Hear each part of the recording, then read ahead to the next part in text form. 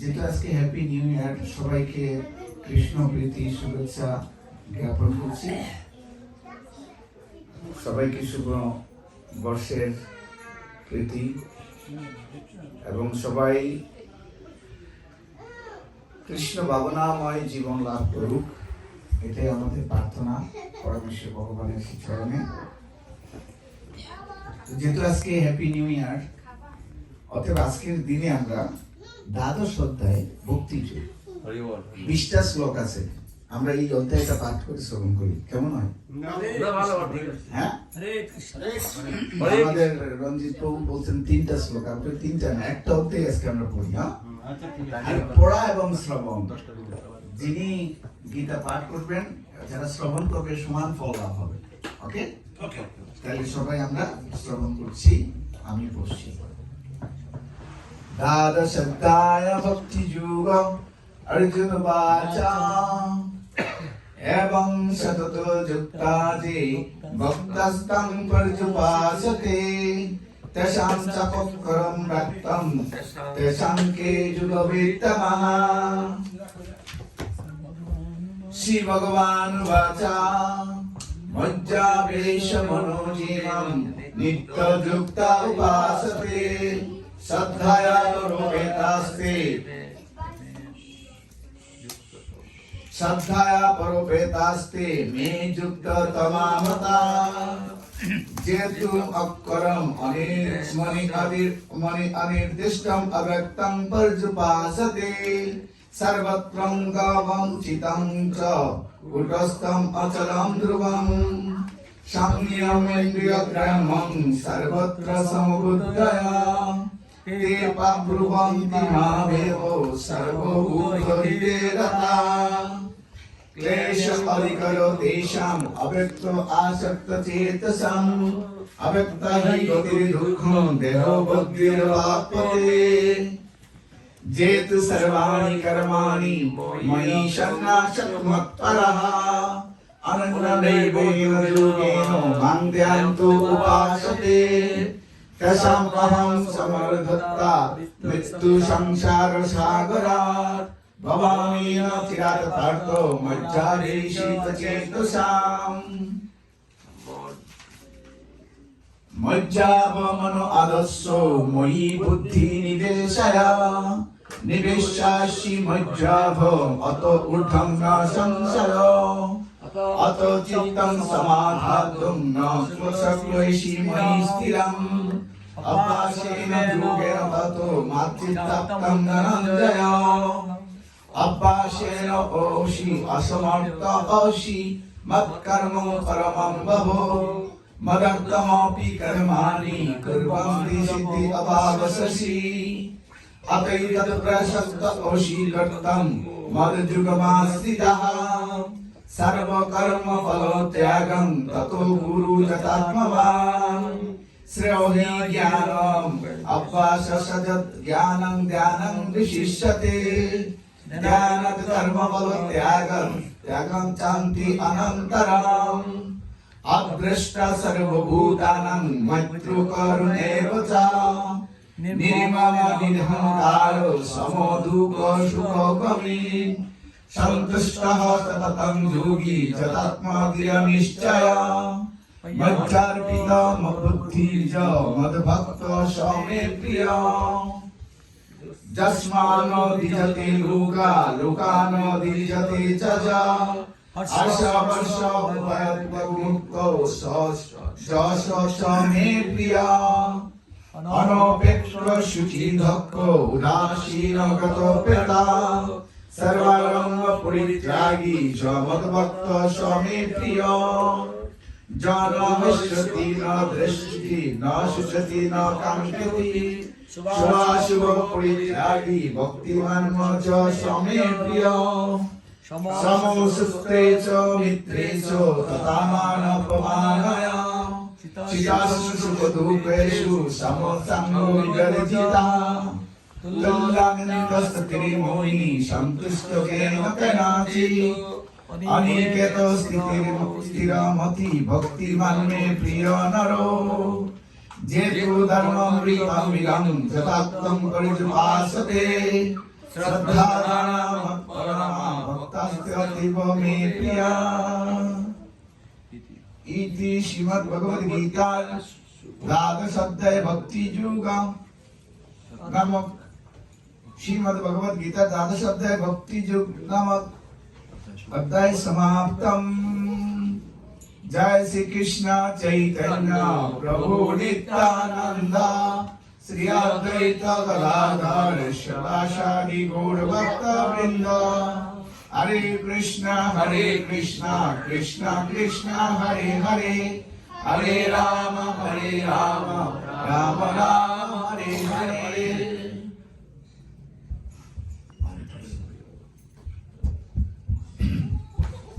तो आज আমরা মহামায়া মন্দির সবাই সমবেত হয়েছি নববর্ষকে কেন্দ্র করে। আজকে আমি দেখছি সারা দিন ব্যাপী আপনাদের এই অনুষ্ঠান চলছে। এটা খুবই সুন্দর একটা উদ্যোগ যে এই হ্যাপি নিউ ইয়ার সারা দিনটা যদি আমরা ভগবানের গুণকীর্তন করে আমরা যদি অতিবাহিত করতে পারি তাহলে নিশ্চয়ই আমাদের সারা বছর এরকম আমরা ভগবানের গুণকীর্তন করে কাটাতে পারব। এটাই আমাদের কৃষ্ণের চরণে আমাদের সবার প্রার্থনা যে আজকের দিন যদি ভালো যায় সারা বছরের দিনগুলো আমাদের ভালো যাবে।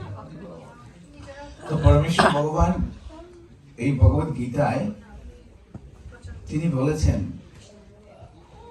যে আমি জীব সৃষ্টি করেছি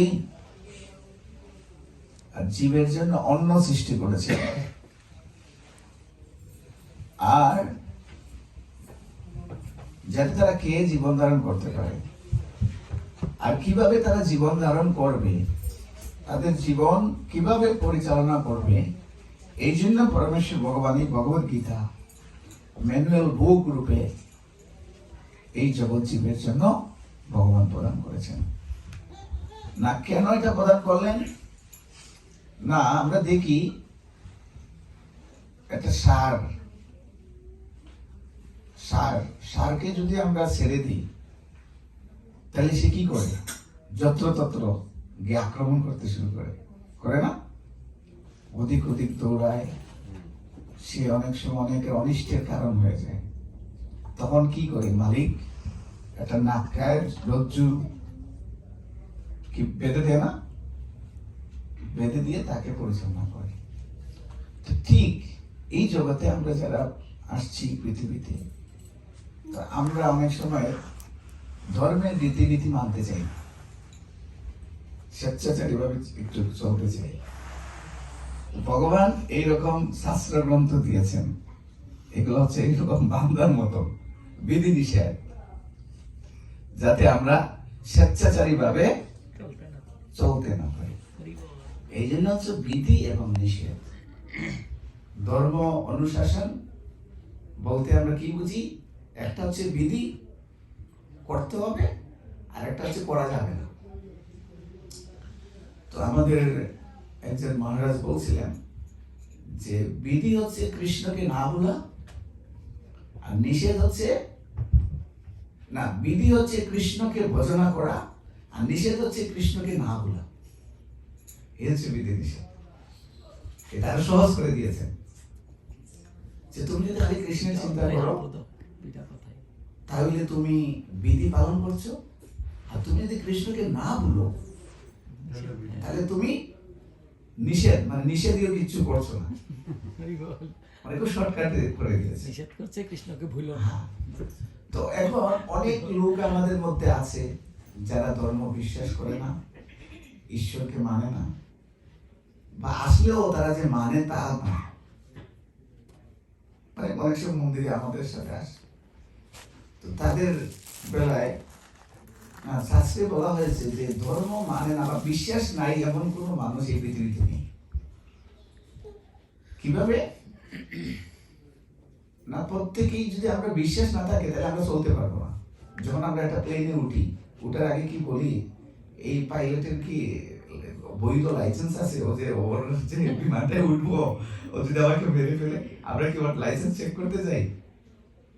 আমরা বিলিভ করি এই কোম্পানি ইতিহাদ বা এমিরেটস এয়ারলাইন্স এটা খুব ভালো দক্ষ পাইলট, এই বিশ্বাস নিয়ে তো আমরা ওখানে উঠি, তাই না? অথবা আমরা কখনো বাসে উঠি, আমরা কি জিজ্ঞেস করি বাসের ড্রাইভারকে, দেখি তোমার লাইসেন্স আছে কিনা, তুমি খুব দক্ষ ড্রাইভার কিনা, তোমার বাসে আমি উঠবো? বাসের উপরে আমাদের একটা বিশ্বাস আছে, ড্রাইভারের উপরে, এই জন্য আমরা উঠি। তো বিশ্বাসটা প্রত্যেকটা ক্ষেত্রেই আমাদের করতে হয়। আর যদি কেউ বলে না আমি কোনো ধর্ম মানি না, না তাকে ধর্ম মানে, কোন ধর্ম? তিনি মনের কথা কে শুনে না? এই জগতে এমন কেউ আছে যে মনের কথা শুনে না, চলে না? আমরা মন যা বলে তাই করি অনেক সময়। তাহলে আমরা ভগবানের ধর্ম মানি না, কিন্তু মনোধর্ম মানছি, নিজের মনের ধর্মটা আমি নিজে পালন করছি। গেল মনোধর্ম একটা, আমার মন যা বলে আমি সেইটা করি। সেকেন্ড, আমাদের এই দেহের যে 10টা ইন্দ্রিয় আছে, 5টা কর্মেন্দ্রিয়, 5টা জ্ঞানেন্দ্রিয়। এই 10টা ইন্দ্রিয়ের উপরে হচ্ছে মন, মনের ঊর্ধ্বে হচ্ছে বুদ্ধি, বুদ্ধির উপরে হচ্ছে আত্মা। এই হচ্ছে একটা মানে ফর্মুলা এই বডির কন্ডিশন। তো দেখবেন আপনাদের ইন্দ্রিয় প্রথমে, আমাদের চোখ কোন দিকে প্রলুব্ধ হয়, যখন তার ভালো লেগে যায় তখন সে মনকে খবর দেয়, দেখো দেখো ভালো একটা জিনিস যাচ্ছে, খুব সুন্দর। তখন কিন্তু আমরা মন দিয়ে যখন দেখি, তখন কিন্তু আগের দেখা থেকে একটু গুরুত্ব দিই না? মন যখন আমরা কোথায় নিহিত করি, তখন আমাদের দৃষ্টি আরো প্রকট ভাবে আমরা দর্শন করি। তো বলছে যে যখন কেউ ইন্দ্রিয় বাসনার দ্বারা নিজেকে অধঃপতিত করে, তখন তার কি হয়? তার একটা অবস্থা হয়, দেহাতে বিষয় পুংসের সংস্পর্শে প্রচারাতে।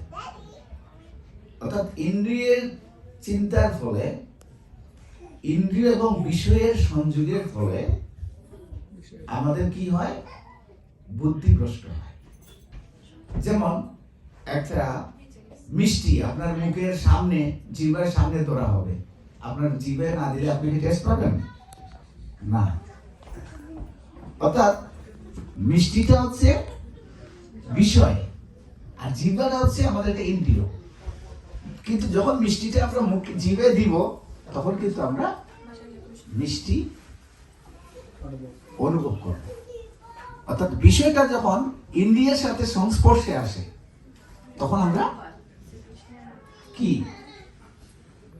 ওইটার গুণকে আমরা উপলব্ধি করতে পারি। তো ঠিক ভগবত গীতায় এগুলো বলা হয়েছে। হ্যাঁ, ভগবত গীতায় যদি কেউ পড়ে, তাহলে তার জীবন একটা শৃঙ্খলার ভিতরে চলে আসবে। হ্যাঁ, তো বলছে যে বিষয় এবং ইন্দ্রিয়ের সংযোগের ফলে যে অনিত্য সুখ লাভ হয়,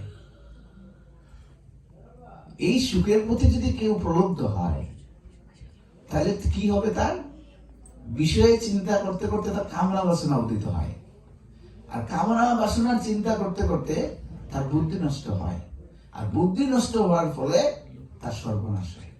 এটা হচ্ছে গীতার কথা। তাহলে আমরা কি করব? না, আমাদের জানতে হবে, আচ্ছা তাহলে মনের ধর্ম কি? মন তো যখন তখন অনেক কিছু চায়। যদি আমি মনের দ্বারা চলি, তাহলে তো আমার অবস্থা খুব খারাপ হয়ে যাবে, অনেকেরই বেশি, তাই না? শাস্ত্রে বলছে মনের কোনো ধর্ম নেই, মনের ধর্ম আছে 2টা। প্রকৃততে মনের কোনো ধর্ম নেই, কিন্তু পরবর্তী হচ্ছে হ্যাঁ, মনের 2টা ধর্ম আছে। সেটা কি? সংকল্প, বিকল্প। এখন এটা ভালো বলছে, কিছুক্ষণ পরে ওটাকে আবার খারাপ পাবে। এই হচ্ছে মনের ধর্ম। আসলে মনের ধর্ম নেই, কিন্তু 2টা ধর্ম, সংকল্প এবং বিকল্প। এখন আমার এটা ভালো লাগতেছে, একটু পরে এটা ভালো লাগে। এই জন্য বলছে মনকে বিশ্বাস করা যায়। এই জন্য মনকে নিয়ে অনেক গানও আছে এই জগতে, হে পাগল মন, তাই না? অনেক কিছু। এই মনকে কখনো বিশ্বাস করা যাবে না। তাই এই মনটাকে কি করতে হবে? মন মানা ভব মদ ভক্ত এই জন্য ভগবান মনকে নিয়ে ভগবানও কিছু বলছেন, শুধু এই জড়জগতের সবাই নয়। একটা শ্লোক রয়েছে অষ্টাদশ অধ্যায়, হ্যাঁ 65 নম্বর না 66 নম্বর শ্লোক, মন্মনা ভব মদ ভক্ত মজ্জাজিমাম নমস্কুরু। ঠিক আছে, তোমার ভগবান কৃষ্ণ তো প্রশ্ন করেছেন এটা, যে অর্জুন কৃষ্ণের কাছে প্রশ্ন করেছেন সেই বিষয়, যে হে কৃষ্ণ, আমার মন এত চঞ্চল, আমার মনকে আমি কিভাবে নিয়ন্ত্রণ, চঞ্চল হি মন কৃষ্ণ প্রমাদি বল বুদ্ধিরা। অর্থাৎ অর্জুন বলছেন যে হে কৃষ্ণ, আমার মন এত চঞ্চল, তোমাকে কি বলবো, যে বায়ুর গমনাগমনের অধিক বেগে আমার মন বিভিন্ন দিকে ধাবিত হয়। তাই এই চঞ্চল মনকে আমি কিভাবে বশীভূত করব? তখন কৃষ্ণ সেই ফর্মুলা দিয়েছে যে কি করো, তাইলে তুমি এই দুইটা শ্লোক দুই জায়গায় তিনি মনকে নিয়ে উল্লেখ করেছেন। আরেকটা জায়গায় অভ্যাস যুগে না, মন্মনা ভব মদ্ভক্ত মজ্জাজিমাম নমস্কুরু মামে বৈশেষী যুক্তই মাত্মানন মৎপরায়ণ। এটা কি তার অভ্যাস যুগে। আবার অষ্টাদশ অধ্যায় 60 নম্বর শ্লোকে আবার এখানে মন্মনা ভব মদ্ভক্ত মজ্জাজিমাম নমস্কুরু মামে বৈশেষী সত্যান্তে প্রতি জানে প্রিয়সিনী। খালি নিচের একটা লাইন চেঞ্জ, কিন্তু সেম শ্লোক দুইবার উচ্চারণ করেছে কৃষ্ণ। এই জন্য মনটা হচ্ছে আমাদের কখনো বন্ধু হয়, কখনো আমাদের শত্রু হয়। তাইলে কি করতে হবে, সমাধানটা কোথায়? তাহলে মনের দ্বারা চলে যাবে না। হ্যাঁ, এই যে বললাম না, প্রথম ইন্দ্রিয়ের লিডার হচ্ছে মন, মনের লিডার হচ্ছে বুদ্ধি। হ্যাঁ, আমাদের মন যেটা চায় ওটাই আমরা সাথে সাথে দেব না। মন চাইছে আমরা বুদ্ধি খাটিয়ে বিচার করব যে এই কাজটা করলে আমার কতটুকু লাভ হবে, কতটুকু লস হবে। যখন আমরা বুদ্ধি ওখানে প্রয়োগ করব, তখন রেজাল্ট আপনার হাতে চলে আসবে, আপনার মন যেটা চাচ্ছে।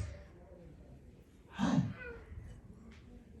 এবং তখন আপনি করবেন না করবেন, তখন আপনি সিদ্ধান্ত নিতে পারবেন। তো বুদ্ধিটাকে খাটিয়ে আমাদের কাজ করতে হবে।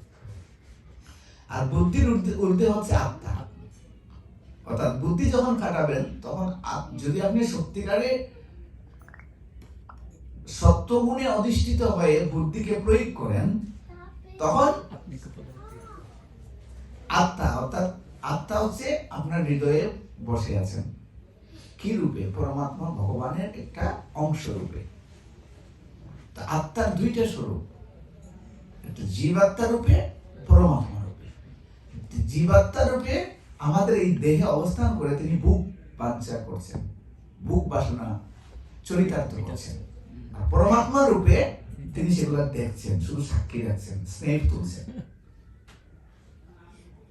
এগুলো সাক্ষী রূপে তিনি সবগুলা দেখছেন। তো আমরা ভাবো যে এটা কে কি বলছে, মৃত্যুর পর কি হতে পারে না হতে পারে, না এগুলো আমরা না। তাইলে শুনো, আমরা এখন একটা কাহিনী বলছি। তো আপনারা অনেকেই শুনেছেন 64 গৌড়ীয় মঠ প্রতিষ্ঠাতা সিংহ পুরুষ ভক্তি সিদ্ধান্ত সরস্বতী ঠাকুর প্রভুপাদ নাম, যিনি বৈষ্ণব ধর্মটাকে প্রচার করেছেন সারা ভারতবর্ষে। এবং তিনি সুযোগ্য পুত্র ছিলেন ভক্তিবিনোদ ঠাকুরের। তো তিনি 1933 সালে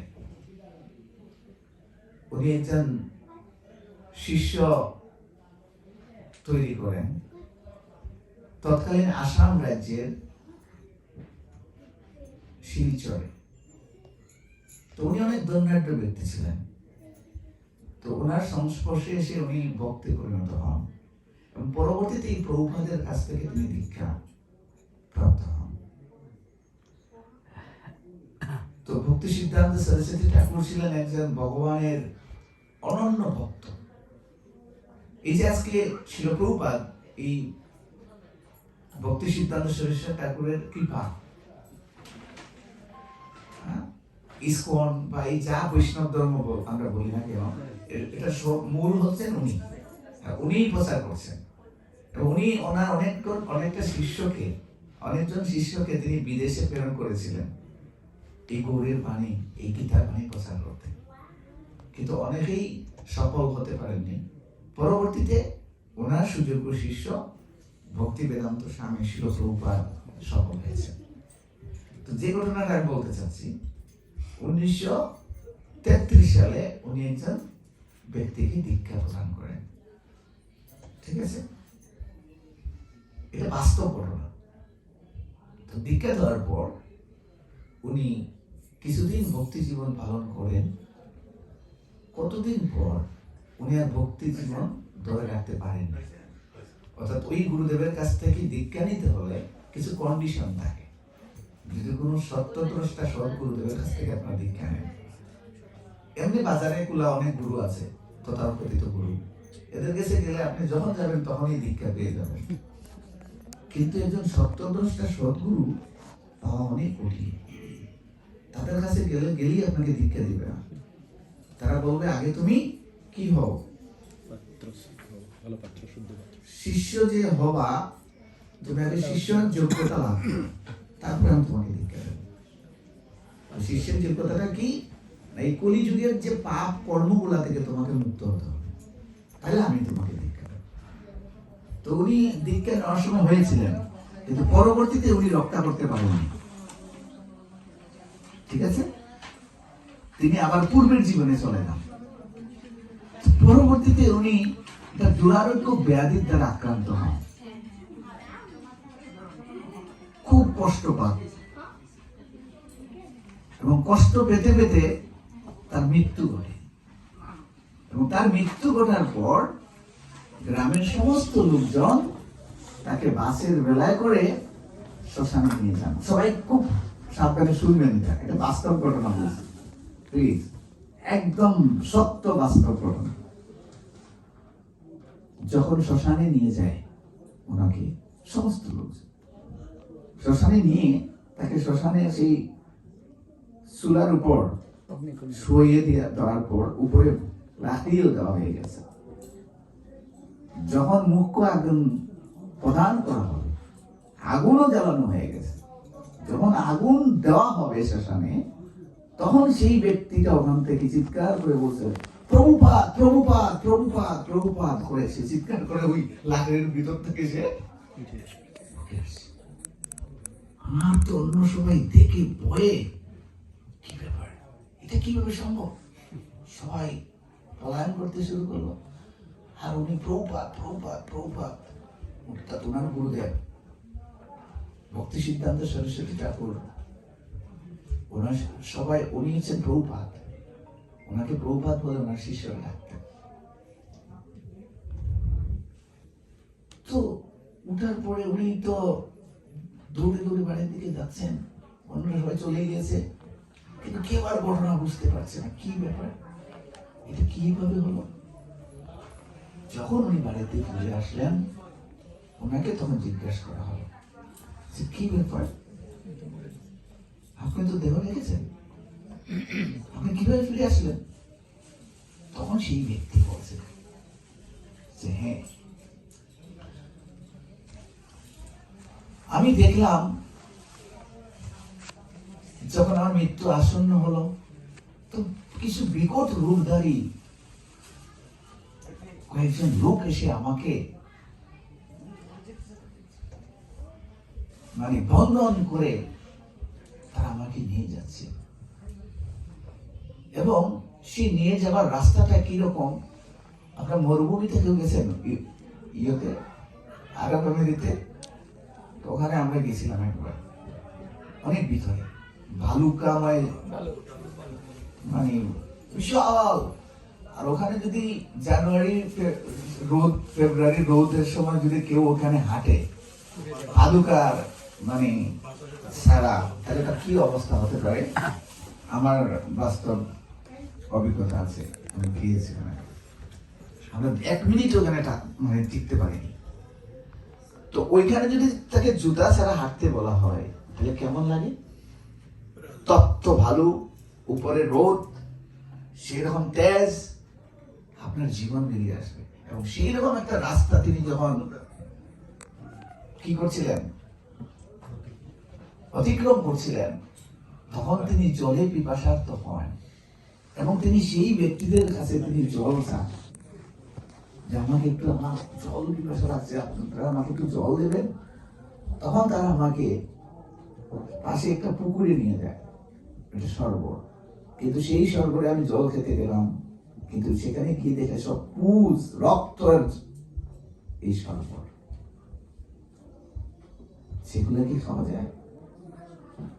আমি জল খেতে চাই বলে, তোমার যে কাজ করেছো তোমার জন্য এটাই জল, তোমাকে এটাই খেতে হবে।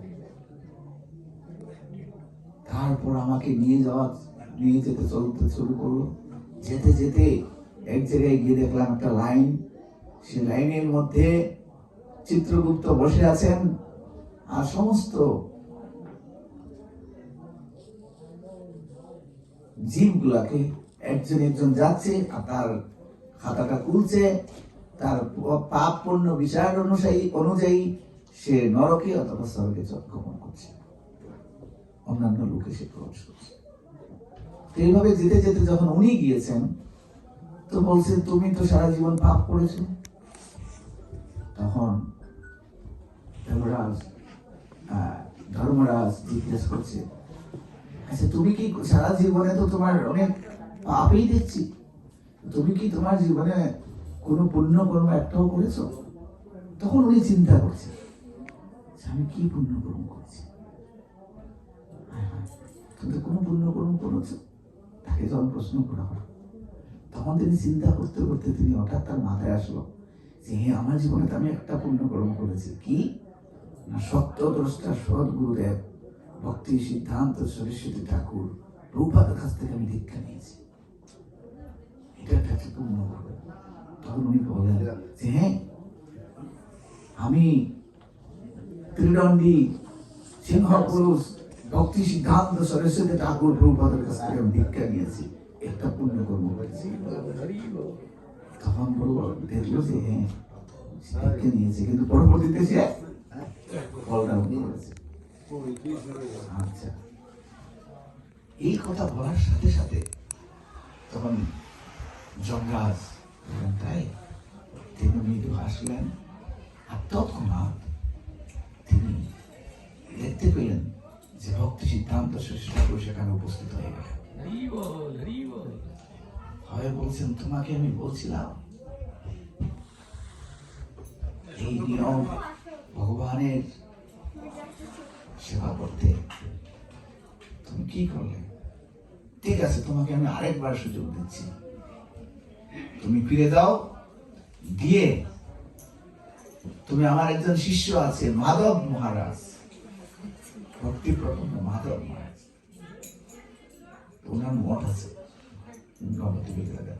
সেই মাধব মহারাজের কাছে গিয়ে তুমি আবার পুনরায় দীক্ষা নিবে, নিয়ে তুমি ভক্তি জীবন পালন। এই ব্যক্তিতে যখন এই কথা বলার পর হঠাৎ করে ওই শ্মশানে তো তার দেহ থেকে আত্মাটা চলে গিয়েছিল, আর যখন গুরুদেবের পারমিশন হলো, যমরাজ তৎক্ষণাৎ তার ওই দেহে আত্মাকে পুনরায় পুনর্জীবন করে দিলাম। তখন ওখানে জীবন ফিরে গেল এবং তিনি ফিরে আসেন এবং গিয়ে মাধব মহারাজকে খোঁজ করেন। তো মাধব মহারাজকে কাছে গিয়ে তিনি প্রণাম করে বলছেন, বলার আগে মাধব মহারাজ বলছেন, আমি জানি তুমি কি জন্য আসছো, ঠিক আছে, আমাকে কিছু বলা লাগবে না, আমি তোমার দীক্ষার ব্যবস্থা করছি। এটাই বাস্তব। এবং উনি অনেকদিন বেঁচে ছিলেন এবং পরবর্তীতে তিনি গুরুদেবের নির্দেশ অনুসারে জীবনযাপন করেছিলেন। এইভাবে চৈতন্য মহাপ্রভু, আমরা শ্রীবাস ঠাকুর, আপনার নাম শুনছেন?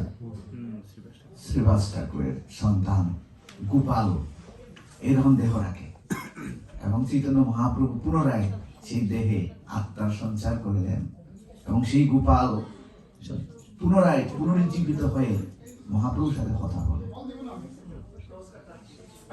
কি আমার বলতেছে, কাউকেই চিনছে না, তখন মহাপ্রভু বলছিলেন, এই যে তোমার পিতা শ্রীবাস ঠাকুর, তুমি তোমার পিতাকে ছেড়ে কোথায় যাচ্ছ? বলে, কিসের পিতা? আমি তো এরকম বহু জন্ম আমি পিতা মাতা পেয়েছি, আপনি কোন জন্মের পিতা ছিলেন আমার শ্রীবাস ঠাকুর? আপনি বলুন তো আমাকে। এটাই হচ্ছে বাস্তব। এই জন্য আমরা যদি এই জীবনকে মিস ইউজ করি, তাহলে আগামী জন্মে আমরা এই হরিভজনের সুযোগটা পাবো না। এই জন্য বলছে, মনুষ্য জন্ম লভিয়া সংসারে, কৃষ্ণ না বুঝিন দুঃখ কহিন কাহারে। অর্থাৎ যদি আমরা কৃষ্ণ ভক্তি না করি, আর যাই কিছু করি না কেন, কোনো কিছু আমাদেরকে রক্ষা করবে না মৃত্যুর পরে। কেবল এই ভগবত গীতা, কেবল হরিনাম, কেবল ভগবানের গুণকীর্তন, কেবল ভগবানের নির্দেশ পালন, এটাই হচ্ছে আমাদের জীবনের একমাত্র পথেয়, একমাত্র সঞ্চয়ীয় বস্তু। এটা যদি আমরা সঞ্চয় করতে পারি, তাহলে এগুলো আমরা কি করব? মৃত্যুর পর এগুলো আমরা ক্যারি করতে পারবো। ঠিক কিভাবে? তো একটা আত্মার কি পরিমাণ, এটাও ভগবদ্গীতায় ভগবান বলেছেন, যে একটা চুলের অগ্রভাগের 10,000 ভাগের 1 ভাগ হচ্ছে আত্মার পরিমাণ। তো এই আত্মা কিভাবে ধারণ করবে? আমরা দেখি মোবাইলে অনেক সময় সিম কার্ড বা মেমোরি কার্ড থাকে, তাই না? ওটা যখন আমরা খুলি মোবাইল থেকে একটা চিপ, কিন্তু ওটা যখন আমরা সেটেল ঢুকে দেখি ভিডিও, গান, হাজার হাজার নাম্বার, হাজার হাজার ছবি, ওই একটুকুর ভিতরে সবকিছু নিহিত থাকে, কিন্তু খুললে দেখা যায় আত্মাটা ঠিক সেম একটা বস্তু। আত্মায় পরমাত্মা রূপে, পরমাত্মা আপনার সমস্ত কর্মফল গ্রহণ করে। মৃত্যুর পর 3টা জিনিস মানুষের সাথে যায়। কি 3টা জিনিস?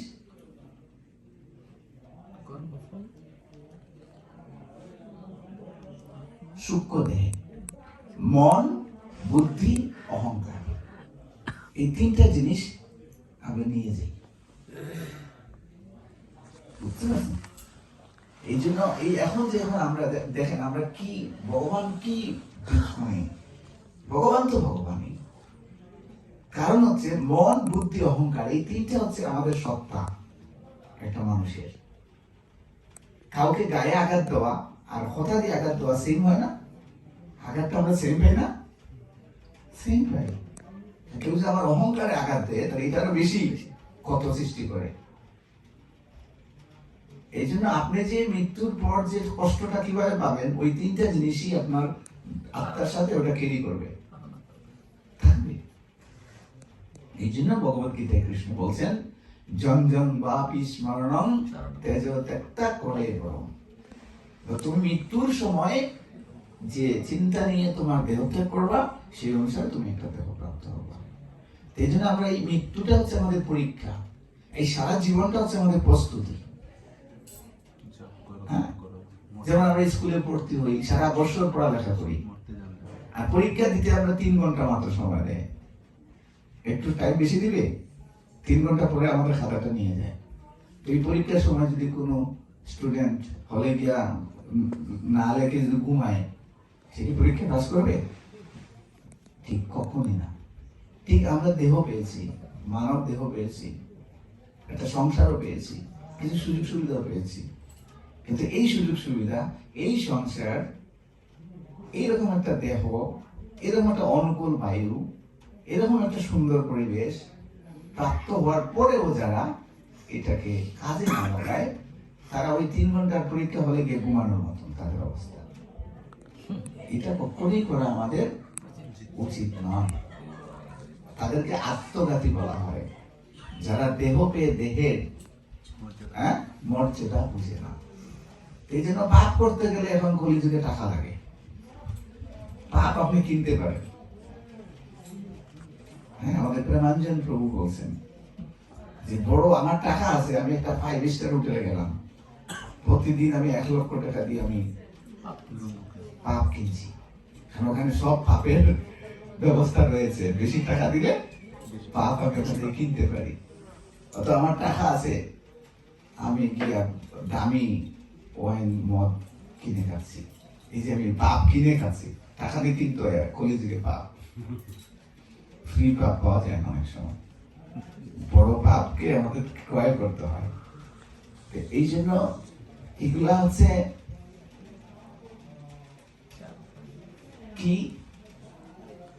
এই কলিযুগের ধার স্বরূপ। এই জন্য দেখবেন এই এই এই আপনাদের এই আমেরিকাতে প্রচুর দেখবেন যে ধরনের একটা ফ্যামিলিতে কিছু কিছু সন্তান হয় যারা কিছুই বুঝে না, মানে কি সাইকোলিক ডিজায়ার, হয় না?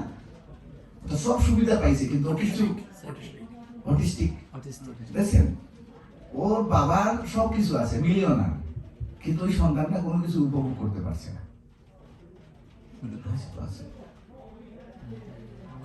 এটা বাস্তব। কেন হয় এটা?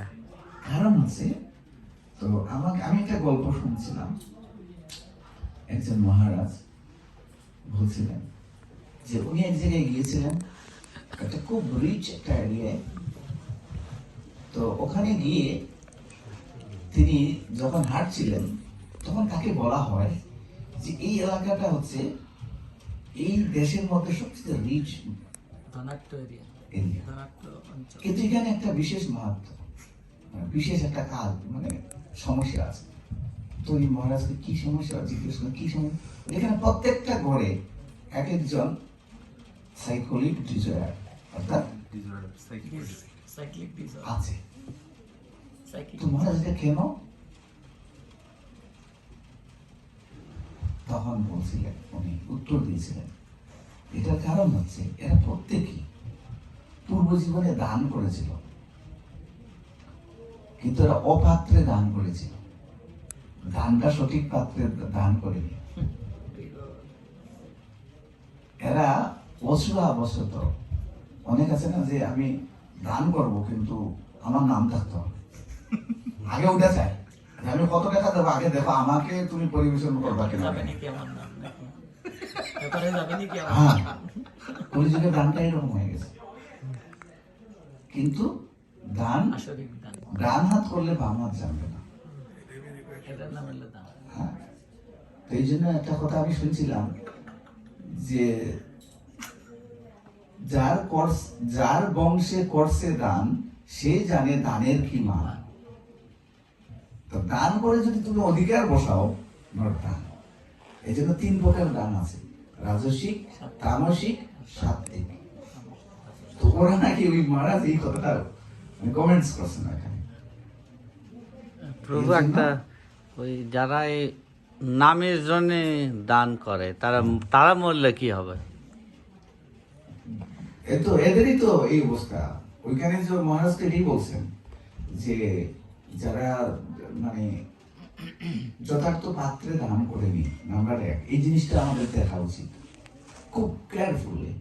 অর্থাৎ ভক্তিবিনোদ ঠাকুর আমাদের একজন মহাজন, ওই যে ভক্তি সিদ্ধান্ত শরীফ ঠাকুর পিতা, উনি কোন এক জায়গায় বলছেন, কেউ যদি আমার আশ্রমে একটা 6 তলা বিল্ডিং করে দেয়, হ্যাঁ, তাহলে তাকে ভগবানের কাছে নিয়ে যাওয়ার দায়িত্ব আমার। মানে বুঝতে পারছেন দানটা কত পাওয়ারফুল? হ্যাঁ, আবার অনেক দান করে সে নরকে যাচ্ছে, দান করে। এই জন্য দানটা খুব গুরুত্বপূর্ণ বিষয়। যথাস্থানে, যথা সময়ে, সৎ পাত্রে, 3টা জিনিস দানের সময় আমরা অবশ্যই দেখতে হবে যে আমি যেটা করছি সময়, স্থান, কাল, পাত্র, যাকে করছি। এরকম অনেক কাহিনী আছে। এক রাজা, সম্ভবত ভাগবতমের কাহিনী এটা, রাজার নাম নহুষ নাকি, না রাজার নামটা আমার এই মুহূর্তে মনে হচ্ছে না। রাজা গাভী দান করছেন, একটা গাভী একটা ব্রাহ্মণকে দান করেছেন। তো ওই ব্রাহ্মণ ওই গাভীটা নিয়ে গিয়েছে তার ঘরে, ঘরে নিয়ে সে গাভীটা রেখেছে।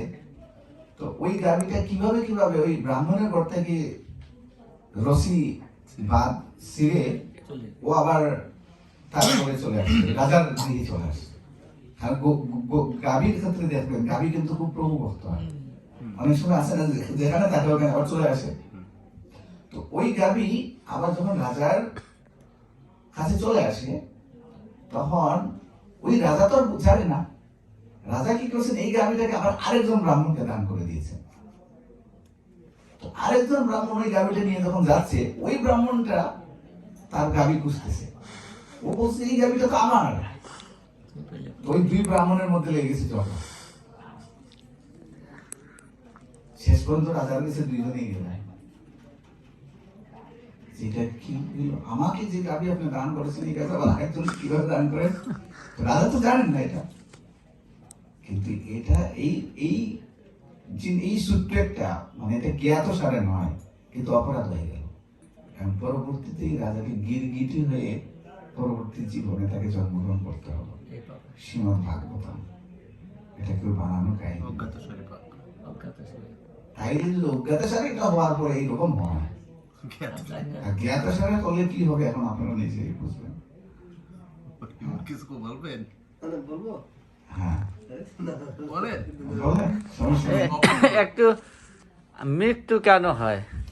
হ্যাঁ, মৃত্যু কেন হয়? সুন্দর প্রশ্ন আমাদের বিধান প্রভু। কারণ জন্মিলে মৃত্যু হবে, আবার মৃত্যু হলে জন্ম হবে। গীতায় কৃষ্ণ বলছেন জাতস্য হি ধ্রুবম মৃত্যু, কি জাতস্য হি ধ্রুবম জন্ম, ধ্রুবম মৃত্যু, মৃত্যু জন্ম, জাতস্য হি ধ্রুবম মৃত্যু। অর্থাৎ যার জন্ম হয়েছে তার মৃত্যু অবশ্যম্ভাবী, আর যার মৃত্যু হয়েছে তার আবার জন্ম অবশ্যম্ভাবী। এই একটা কথা আমরা অনেকে জানি না। আমরা মনে করি মৃত্যু মানে শেষ, না, মৃত্যু মানে আরেকটা জীবনের শুরু। কিন্তু সেটাই নির্ভর করবে আপনার বর্তমান এই বডির উপর, এই জন্মের উপর। কারণ সনাতন দর্শন হচ্ছে জন্মান্তরবাদে বিশ্বাসী। শুধু সনাতন ধর্ম না, অনেক ধর্ম। ইসলাম ধর্মের একজন সুফি মাওলানা হযরত শাহজালাল রুমি, উনি কিন্তু জন্মান্তরবাদ থেকে বিস্মিত করেছেন। এই প্রাচ্যের একজন প্রখ্যাত ইসলামিক স্কলার। এই জন্য এই যে জন্মান্তরবাদ, এটা হচ্ছে ধ্রুব সত্য। তো যখন আপনার জন্ম হয়েছে, আপনার মৃত্যু অবশ্যম্ভাবী, আর মৃত্যু মানে আবার জন্ম অবশ্যম্ভাবী। আমরা একটা সার্কেলে ঢুকে গেছি, জন্ম এবং মৃত্যুর সার্কেলে। জন্ম মৃত্যু নাই, হ্যাঁ, জন্ম এবং মৃত্যুর সার্কেলে। তাহলে রেজাল্টটা কি হচ্ছে? আত্মার আসলে মৃত্যু হয় না। এই জন্য ভগবান গীতায় কৃষ্ণ বলছেন নৈনং চিন্তন্তি সহস্রাণি নৈনং দহতি পাবক, যে আত্মাকে কখনো কি করা যায় না, হত্যা করা যায় না, তাকে আগুনে পোড়ানো যায় না, তাকে জলে ভিজানো যায় না, তাকে অস্ত্রের দ্বারা হত্যা করা যায় না। আত্মা অবিনশ্বর। এই জন্য কৃষ্ণ বলছে আসলে আমাদের মৃত্যু নেই। এই জন্য অমৃতেশ্বর পুত্র বলা হয়েছে যে আমাদের জন্ম মৃত্যু হবে। এই জন্যই সমস্যা, এই জন্য আমরা পাপ কর্ম করতে পারবো। আর এটার প্রমাণ হচ্ছে আপনার হাতেই আছে আরেকটা চরম সত্য। দেখবেন একই সময়ে দুইটা শিশু জন্ম নেয়। একটা শিশু জন্ম নিচ্ছে কোথায়? একটা বৈষ্ণব গৃহে, একটা ধর্মেত্র ফ্যামিলিতে। ঠিক সময় আরেকটা শিশু কি জন্ম হচ্ছে না ওই রেল স্টেশনে, কমলাপুর হচ্ছে কিনা? এখন আমার প্রশ্ন হতে পারে ভগবানের কাছে, হে ভগবান, আমরা তো জানি এই যুগে আসার পরে, পাপ করার পরে মানুষ শাস্তি পায়, কিন্তু এই শিশুটা তো জন্মগ্রহণ করেই তার শাস্তি শুরু হয়ে গেল। ওর মার নিচে তো একটা তাদের জন্মের পর তার একটা নেকড়া দিবে, একটা টাওয়াল তো দেওয়ার মতো সামর্থ্য নেই। সে তো ফ্লোরে একদম খারাপ জায়গায় তার আরেকটা শিশুর জন্মগ্রহণ করে তার স্বর্ণের চামচ। এই প্রশ্নটার উত্তর কে দিবে? হ্যাঁ, তার মানে কর্মফল। এই শিশুটা পূর্বের জীবনে এমন জীবন হয়তো সে পেয়েছিল, যে জীবন পেয়ে সে কি করেনি, এটাকে অবহেলা করেছে, শাস্ত্র বিরুদ্ধ আচরণ করেছে। গতিকে এই জীবনে তাকে মানব দেহ দিয়েছে, হয়তো সে কোনো একটা কিছুর প্রতি আকৃষ্ট হয়ে তার দেহ ত্যাগ হয়েছিল, জম বা বিস্মরণ। এই জন্য সে মানব দেহ পেয়েছে, কিন্তু সে কোনো সুযোগ পায়নি। তার মৃত্যুর জন্মের সাথে সাথে তার কষ্ট শুরু হয়ে গেল। বুঝতে পারছেন? জন্মান্তরবাদ খুব কঠিন। এইখানে একটা জিনিস কি যুক্ত করতে পারি, যে আমরা ভগবত গীতাতে দেখছি যে আমার যদি একমাত্র কৃষ্ণ ভক্তি আমরা শুদ্ধভাবে করি, তখন এই যে জন্মান্তরবাদের যে সিস্টেমটা, সেটা যদিও আমি আবর্তিত হব বা হব না, কিন্তু যেখানেই যাব সেটা হতে পারে নরক। আমি যদি সবসময় কৃষ্ণের সেটা তো সেবা চাই, হ্যাঁ, তখন আস্তে আস্তে এমন কি আমরা বৈকুণ্ঠ ধাম করি। সেটা তো বলছে সংসিদ্ধি হরিতেছে না। হ্যাঁ, অর্থাৎ আমরা যখন এই পৃথিবীতে আসি, আমরা জন্ম মৃত্যুর চক্র থেকে মুক্ত হওয়ার পন্থাটা আমাদের মধ্যে রয়েছে, exactly. আমাদের মধ্যে দেওয়া হয়েছে। এই ভগবত গীতাই হচ্ছে তার প্রমাণ। শুধু আর কোনো গ্রন্থ দরকার নেই। কিন্তু যদি এইটাকে খালি পড়ে, ওই আপনার মতো করে পড়লে হবে না, পালন করি। এটা পড়তে হবে অর্জুন যে মনোবৃত্তি নিয়ে কৃষ্ণের কাছ থেকে সেই জ্ঞানটা প্রাপ্ত হয়েছিল। আমি খালি শ্লোক মুখস্থ করলাম, সবাইকে উপদেশ দিলাম, এটা আমি নিজে করি না। এই জন্য ভগবত গীতায় আমাদের খাবার কি খাবো এটা নির্ধারণ করা আছে। ভগবত গীতায় আপনি কিভাবে চলবেন ওইটা এখানে বলা আছে। ভগবত গীতায় ওই যে আপনি ঝগড়া করেন বউর সাথে, এটাও এখানে আছে। মাছ ধরা, জীব হত্যা করলে কি হয়, এটাও এখানে আছে, অবশ্যই আছে, ধরলে কি হবে, না ধরলে কি হবে, অবশ্যই আছে, অবশ্যই আছে, অবশ্যই আছে। চিত্রগুপ্ত দেখাইবে ওই দিন ভাজে ভাজে কই মাছ খাইছিল, আজকে তোমাকে সেইভাবে চুলার মধ্যে দেওয়া হবে, ভাজা হবে, ওয়েট করো। ওই 28টা নরকের তখন ওয়েট বর্ণনা করবে না। এই আমরা তো ওয়েট করছি যে হলুদ টাকা দিছি, মনে প্রথমে নাই ওয়েট করছি। 28টা নরকের বর্ণনা আছে যে কোন পাপের জন্য কোন নরক ভোগ করতে হবে। এই জন্য বলছে ভাগবতমের পঞ্চম যে অধ্যায়, ভাগবত পড়ো গিয়া বৈষ্ণব স্থানে একান্ত আশ্রয় করে গৌরাঙ্গ চরণে। অর্থাৎ আমরা যদি সত্যিকারে বুদ্ধিমান হই, তাহলে আমরা এই জীবনটাকে উপভোগ করবো সত্যিকার অর্থে। আর ভক্তরাই সবচেয়ে বেশি আনন্দ করে। এই হ্যাপি নিউ ইয়ার আমরা অনেক আনন্দ করছি। একজন ভক্তরা যখন ভগবানকে বুক দেয়, তখন কি 2-1 আইটেম দিয়ে দেয়? গৃহেও যখন দেয়, আপনারা যখন দেন মাঝে মধ্যে, আপনারা কি করেন? না আজকে ভগবান খাবে, বেশি করে আইটেম ভগবানকে দেওয়া হোক। সেগুলো তখন কে খায়? আমরাই পাই। কিন্তু যখন ভগবান না থাকে, তখন যত আইটেমই করা হোক না কেন, ওগুলো তো আর প্রসাদ না। আর প্রসাদ ছাড়া কিছু খেলে এটা দেখে গেলে পীড়ার সৃষ্টি করে। হ্যাঁ, এই জন্য একজন ভক্তের মৃত্যু দেখেন, আরেকজন যিনি ভক্তি জীবন করেন না তার মৃত্যুটা দেখবেন, রাত দিন পার্থক্য থাকে।